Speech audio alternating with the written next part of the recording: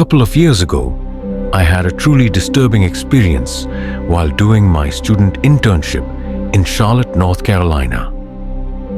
It had been snowing all day, which, as anyone from the South knows, is kind of a big deal.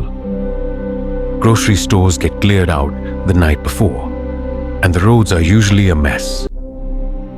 That afternoon, after finishing my shift, I decided to stop by Walmart and grab some groceries to enjoy with my girlfriend. The roads were still rough, and only people with trucks or all-terrain vehicles could get around safely. I had one, so I figured I'd be fine. The snow was falling harder now. There were already 5 to 7 inches on the ground. As I made my way back to my truck, I was daydreaming about sledding and watching movies during our unexpected snow break. That's when I felt someone grab my arm. Startled, I turned around to see an older woman, maybe about 5 feet 6 inches, who asked me if I had a cigarette. I don't smoke, so I told her no and turned to walk away. But then she tugged on my arm again and told me she had just arrived from Alabama with her granddaughter and dog, and she was in town for breast cancer treatment. She said she needed money for a hotel. I told her honestly that I didn't have any cash on me, something I do on purpose to avoid situations like this. I'd rather buy someone food than hand over money they might use for something else. Then she asked if I was familiar with the area. I lied and said I wasn't, hoping that would end the conversation. But then she asked, "Well, since the weather is so bad, can you drive me to my hotel? My granddaughter and dog are waiting for me in the lobby." Now, I was raised to help people and not judge others by their appearance. Even though every part of me was telling me to say no, I agreed. I figured I could handle myself if anything got weird. She got into my truck. Almost immediately, she lit a cigarette, even though she had just asked me for one. That should have been a red flag. I politely asked her to put it out, and she did. We started driving toward where she claimed the hotel was. She was rummaging through her purse and kept glancing at me from the corner of her eye. I was getting more and more on edge, so I told her, "Just so you know, I have a gun in the truck. Don't try anything." That wasn't exactly a lie. I had a shotgun in the back seat, but it wasn't loaded and would have been useless if things went south.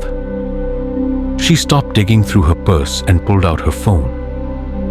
Then she asked if we could make a quick stop so she could pick up some money from her friends. Red flags were waving wildly at this point, but I still didn't want to assume the worst. So I said, "Okay, as long as it was quick." She called someone and said, "Yeah, this guy's bringing me to get the stuff. You ready?" I asked to talk to the person. A man answered, sounding like he had smoked 2 packs a day for decades. I asked if he knew of any hotels nearby. He stumbled over his words, then hung up. That should have been it. I should have turned around, told her to get out, and left, but I didn't. I kept going. Soon, we passed a parked police car. I considered dropping her off with the cop, but didn't want to make a scene if she was telling the truth.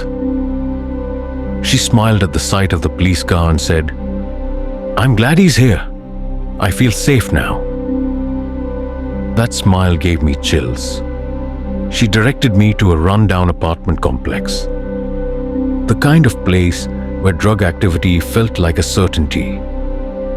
She said she'd be right back with her friend.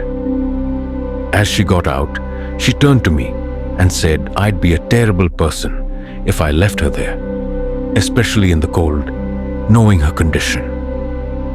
I was already freaking out inside. I waited, but something felt terribly wrong. Then I saw them. 3 men walking toward my truck. They were big. One of them had something hidden behind his back. I couldn't see what it was. Without hesitation, I threw the truck in reverse and tore out of there. Thank God for four-wheel drive. As I looked back, I saw them chasing me. One guy had a crowbar. I don't know what they had planned, but it wasn't good. Later, I realized there was no hotel anywhere near that complex. The nearest one was at least 20 minutes away. They had clearly planned to rob me. Or worse. I thank God I trusted my instincts at the last second and got away. I never went back to that Walmart or that side of town again. A few months later, I shared the story with a co-worker. He looked at me, dead serious, and said, "That same woman tried that exact thing on me last year." I told her no from the start. Smart man. Moral of the story: be careful who you trust. Some people are just looking for help, but others are looking for victims. If you like this story, don't forget to like, comment, and subscribe for more true horror encounters.